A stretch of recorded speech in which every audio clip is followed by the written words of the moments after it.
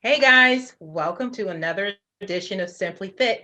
I'm your host, Sandy White, your number one health and wellness cheerleader, and we're encouraging 1 million individuals to live a simply fit life through health and nutrition so that they're able to overcome suicide and depression. And we want to thank WYTV7 Christian Broadcasters Network for allowing Simply Fit to be on their platform for a third season. Guys, check it out, wytv7.org, and go check out all of the wonderful things that we're doing in the community. And not only the broadcasts that we're doing, but check out all of the other broadcasters to see what they're doing on their platform, and then share with everyone. And while you're there, make a generous donation so we can continue to bless you guys with wonderful segments such as this. And today's segment, we're going to be talking about diastasis recti. And we have Dr. Betsy Green on here, and she is going to correct anything that I said out of order. But before we bring her on the platform, I just want to give you guys a little bit of background. She is a premier women's health expert, an entrepreneur, an inventor, and a business leader who specializes in female pelvic medicine and reconstructive surgery. And she can tell you guys a little bit about that. And she's been doing that for over 20 years. And she's the owner of Greenleaf and Wellness. She is the host of Some of Your Parts podcast, and that's dedicated to women's wellness and the notion that you are greater than the sum of your parts. And she's encouraging individuals to find health and wellness through self-discovery and education. Welcome to the show, Dr. Betsy. How are you today? And thank you for coming. Thank you so much for having me on here today. I'm so excited to be speaking with you. Thank you. Now, I know people say diastasis recti in a whole bunch of different ways. You're the doctor. How do we pronounce it? You got it right. It's diastasis recti, but it's funny because I have a lot of patients that call it the disastrous recti because they can't say the diastasis recti. So...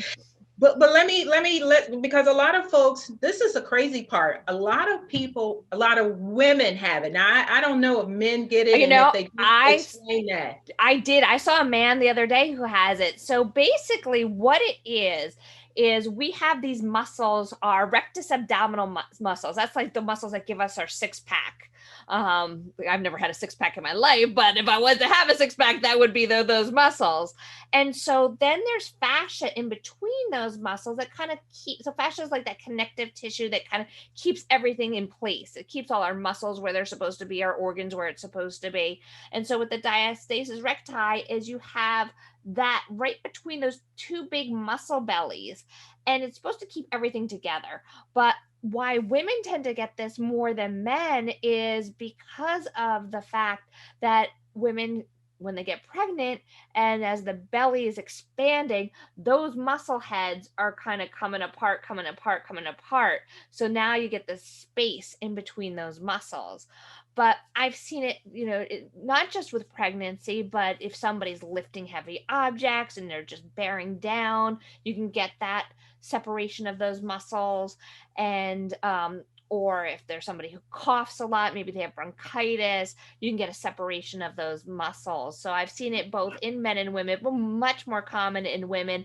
And usually the timing of when it shows up is after a pregnancy.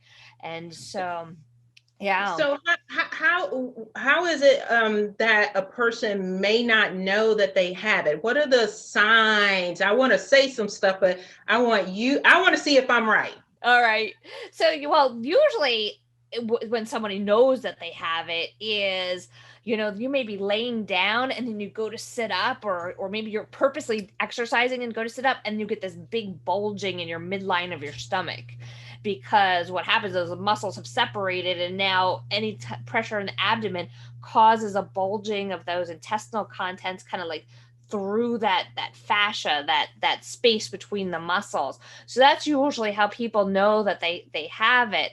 Sometimes it's just more of a cosmetic thing. People are like, oh, this looks kind of weird. Some people can get some like achiness in that area, but for the most part, there's not a lot of symptoms other than there's a lot of weakness to the core. And, as we know, our core kind of takes over every aspect of our body. We really need a strong core to be generally healthy. And so if this area is weak, it can affect some stability and some of that strength and that core strength. So now you said men get it as well as females. Women tend to get it more often due to pregnancy. Men and women can get it if they're lifting heavy objects. So to prevent it, watch what how you're lifting, make sure you're lifting properly. There's no way to avoid it when you're pregnant.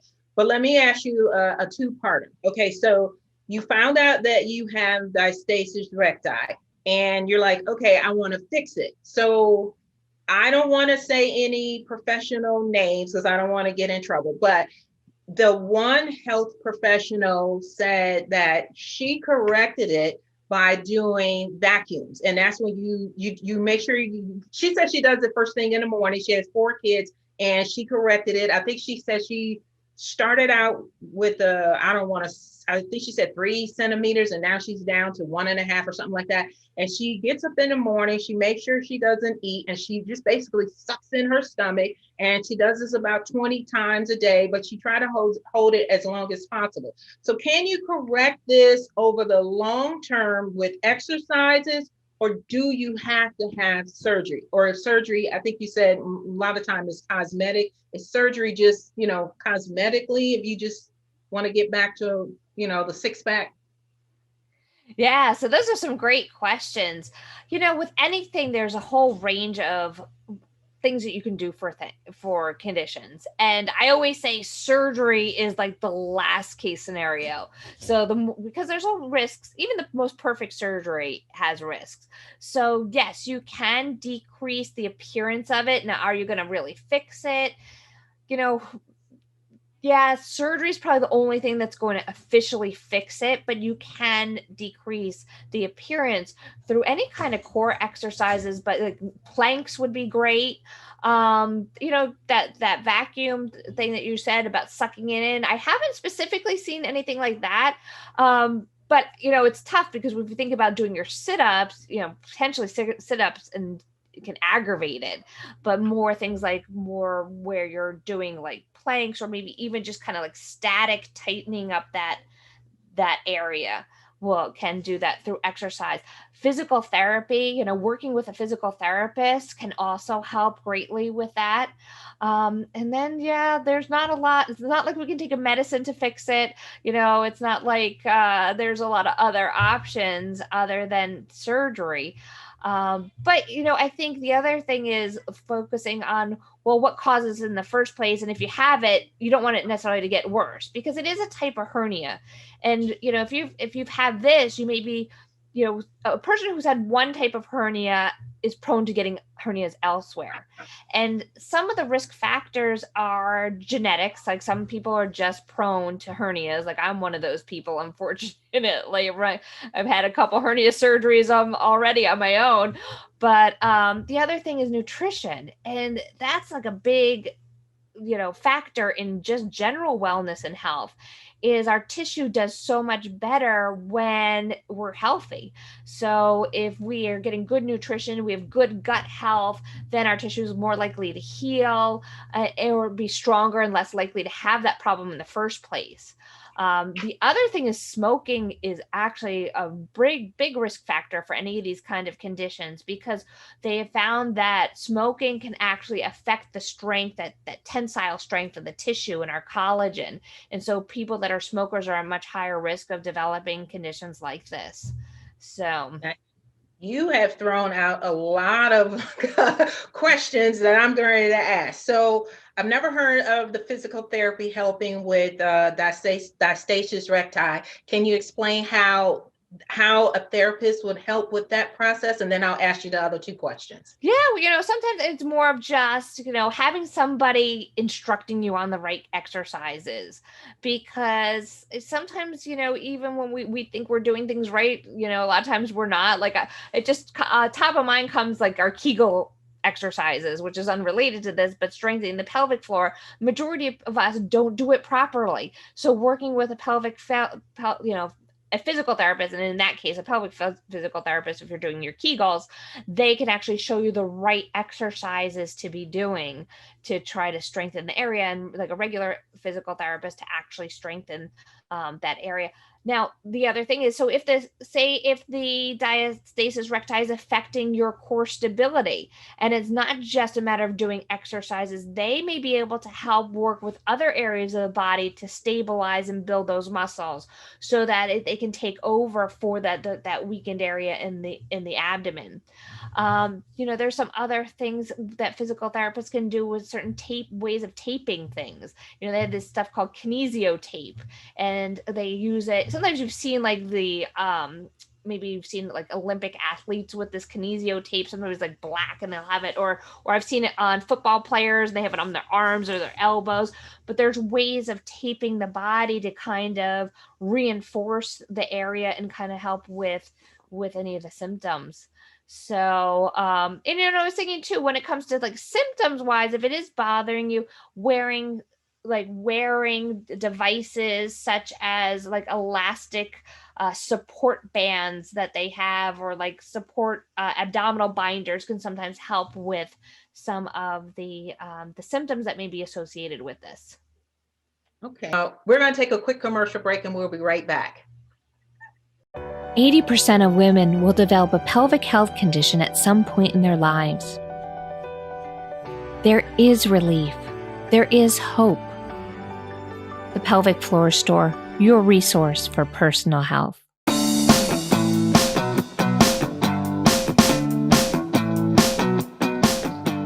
Mr. Happy Living here. I love good things made by good people. That's why I love Dry Farm Wines. I first met the man known as the healthiest wino on earth back in 2016. He claimed Dry Farm Wines don't cause headaches or hangovers, and that he started his company because 99% of wine consumed in the US is highly processed and loaded with nasties. Like most processed food, it's toxic. That very night, I made a big health decision. Toxic wines out, natural wines in. It's been nearly 5 years since I made the switch, and I feel great.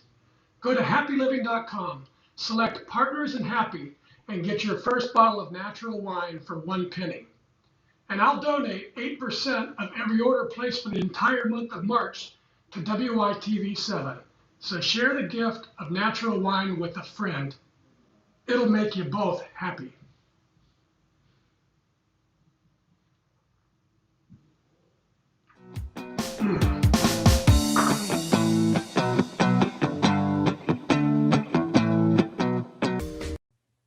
Hey guys, if you're just joining us, I'm Sandy White, your host of Simply-FITT, your #1 health and wellness cheerleader. And we just had our commercial break by Dry Farms Wine, and I hope you enjoyed that. And we've been talking the first half of the segment with Dr. Betsy Greenleaf, and we've been talking about diastasis recti. So I want to jump back into it. One of the things she said was making sure that you protect your core area. You can work with a physical therapist. You can make sure that you have good gut health.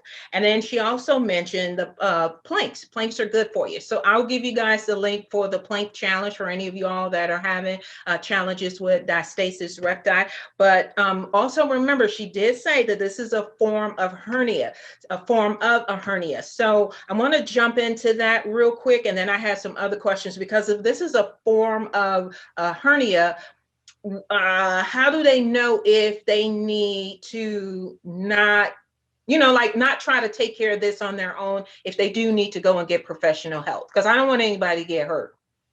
Sure. I think always better safe than sorry. And, it's really easy to show a health practitioner and say, what do you think? But the reason why I say you should, have it checked out is I've seen cases where not only do they have the diastasis recti, but they could also have like an umbilical hernia with it. And so more so with the diastasis recti is more of a separation of the muscles and the bulging of the tissue, where when we think of true hernias, like an umbilical hernia, where you get that bulging of the belly button, that's an actual hole in the fascia that is surrounding your abdomen. So basically that tissue that's kind of wrapping your abdomen and keeping all your intestines and everything in place, you tend to get a hole in there. And so like, say if this is your fascia and there's a hole and you get a piece of bowel that's coming through and poking through and get stuck, now that can become a surgical emergency. So not that the diastasis recti is necessarily that type of hernia. It's because it's more of just a separation versus an actual hole in the fascia. But a lot of times you'll see them going hand in hand. People will have these diastasis and an umbilical hernia, and the umbilical hernia is more of a surgical emergency if a piece of bowel gets stuck. So that's where. So I always tell people, if you'd ever develop any abdominal pain with any of this, don't even mess around with it. Just go straight to the emergency room to have it checked out. So let me ask you this. A lot of times when you have women, when they have their first child, they do tell you to wrap yourself. They have the prenatal straps that you can put around you. And you mentioned the taping and things like that. So if it's just a separation and they haven't had the second part where you're saying it's the bulging in the belly button area, they can, anybody that's experiencing diastasis recti, they can actually do that now and start. Okay, cool. So I want to move on because you said good gut health, and you have the Greenleaf Health and Wellness. Tell us about that. Yeah. So one of the things is Hippocrates back in like 400 BC, or actually, I think it was BC. I always get that mixed up. He said that let food be thy medicine. And really, we've gotten away from that. And really, it is definitely the truth when it comes to any health condition, is not just who you are, what you eat, but things that we eat can affect our intestines, and our intestines have so much effect on the rest of our body. Like I was thinking when you were talking earlier and doing your introduction about being healthy and decreasing the risk of suicide and depression and anxiety, no one really thinks about it, but our gut health has so much to do with that, because 90% of our serotonin, which is the hormone that makes us feel happy and not depressed and not anxious, is made in our intestines. So if we're eating the traditional American diet, fast food, a lot of bread, then you're probably don't have a good health and gut health, and that's affecting the rest of your body. And it also sets you up for other disease states. This increases your risk of diabetes, of heart disease, of autoimmune diseases. So the best thing is getting your gut health in alignment. And what that looks like for a lot of people is a good number of us are sensitive to gluten, which is the protein that's found in wheat products. So cutting gluten out of the diet is probably one of the best things you can do. Cutting down or getting rid of simple sugars, that added like table sugar, corn syrup, any of those added sugars. And then also dairy. Dairy can be very inflammatory for many people. So, and we have some very interesting tests that we send people for that. It's been pretty interesting that we can actually now test for things like leaky gut. And if you have something called dysbiosis, and dysbiosis is when the healthy bacteria in the intestines is thrown off. And so there is some stool testing that we can, not the most fun test to actually have performed. You collect some stool and you send it off to a laboratory and they look at all these factors. But it really gives a lot of answers. And I did it on myself and I was really shocked to see what with my results. And so I'm myself working on my gut health right now. this question I'm going to ask, it may not be related. I'm just going to throw it out there. So you said there are some tests that folks can do for the leaky gut.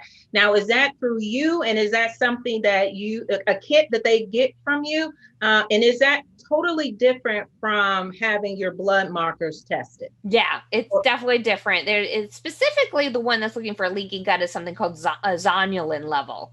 And a zonulin level is this inflammatory level that's found in the stool and is indicative of a leaky gut. There's a couple different companies that do this kind of testing. I believe most of the stool testing has to be done through a physician. There's a company called Diagnostic Solutions that does the GI map. That's the one I tend to prefer because that one's more often covered by insurance. There's another company called Vibrant America that does it, but there's a couple other companies that do this kind of testing. But I know specifically Vibrant America has their wellness panels that anybody can just order online. And that looks at, you can get testing to look at food sensitivities, because that's another area of gut health that, you might be eating foods that you're not necessarily allergic to, but maybe you have a sensitivity to, and that's causing inflammation in your body, decreasing your ability to heal, affecting your immune system. So that's actually a test that patients can order directly themselves through those websites, or you can do it in conjunction with a health practitioner. So those are all awesome. And guys, we'll make sure we have all of that information on the, back end once we're done with the interview with Dr. Greenleaf. But is there any additional suggestions that you want to point out to folks? Because one of the main things that I continue to hear you say with diastasis recti is if you just have good gut health, overall health in a nutshell, it will assist in making it either smaller or correcting it. But are there some additional steps or strategies that you would like to share with folks, and then tell them how they can reach you, what you got going on online, offline, whatever? Yeah. So, I think just in general, and I do tend to get focused on gut health a lot because how it just has this far reaching effect on all these other areas. But I kind of lost a little bit of that, but, when it comes to the diastasis recti, what we did not mention before with proper lifting, we mentioned it briefly, but what I like to give people is the visualization. If you've ever seen big weightlifters lifting heavy weights online, they're blowing out when they're lifting, they're going, and the reason because is you're decreasing your abdominal pressure when you blow out. That's why they always tell you if you lift something heavy, don't hold your breath, because that pressure is going to go someplace. And for some people, that may be making that diastasis recti worse or creating it. It could be causing a hernia. For women, it can cause something called prolapse, where now we can have the bladder or pelvic organs dropping out from below, which is also another type of hernia. So it's very important that when you're lifting, not only are you kind of bending at the knees, but that you're blowing out as you're lifting. We're just finishing up, winter months and people shoveling snow. If you live in an area of the country that has snow, same thing when you shovel, make sure that you're blowing out.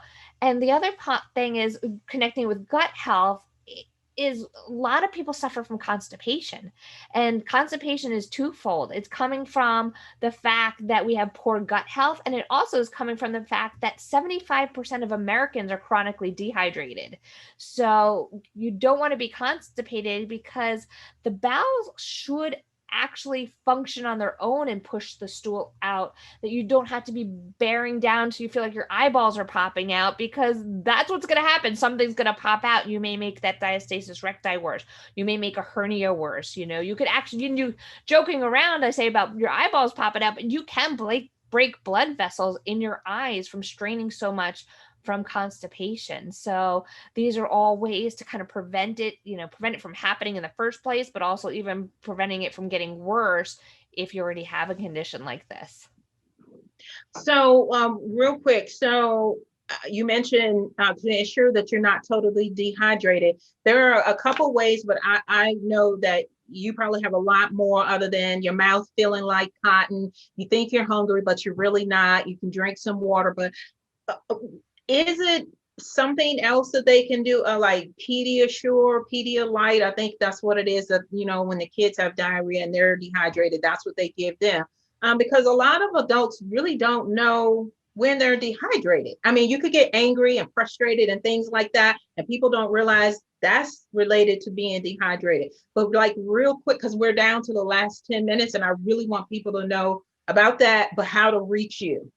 So really quick way to tell if you're dehydrated, if your urine is colored, if it's yellow, then you need to be drinking more. So I always say, no, first thing in the morning, you're going to have like yellow urine, but as the day goes on, your urine should be clear like water. And that's a perfect sign that you're drinking enough fluids, because everyone gets into like, oh, do I need to drink 8 cups, 64 ounces, just if you drink till it's clear, then you're good.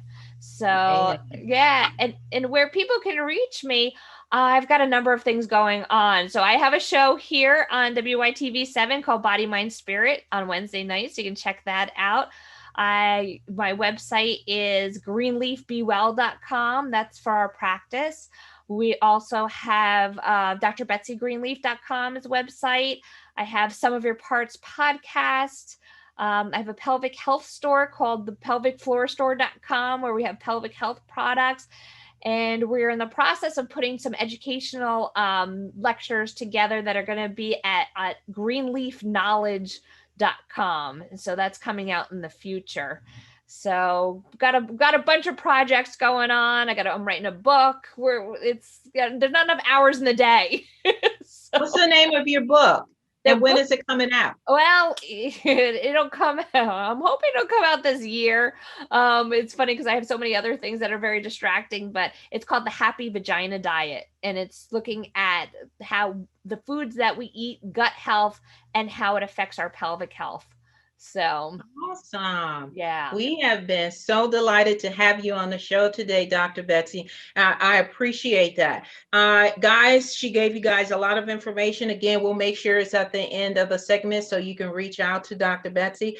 And I just want to remind you guys that I'm Sandy White, the host of Simply-FITT, and our podcast is on Wednesdays night, every Wednesday night at 7 p.m. Eastern Standard Time, and we're on WYTV7 Christian Broadcasters Network platform. So guys, go check us out on the main site, WYTV7.org, and check out all of the wonderful things that we're doing in the community. And again, while you're there, click the donate button so you can continue to see myself, Dr. Greenleaf, and all of the other podcasters and broadcasters that are on this network. She's got a lot going on, and she would love to have you as on listening and possibly sharing the information with someone else that may be in a situation that you're a little uncomfortable explaining pelvic or any lady parts, then how they can fix them and get better health. Just send them right on over to Dr.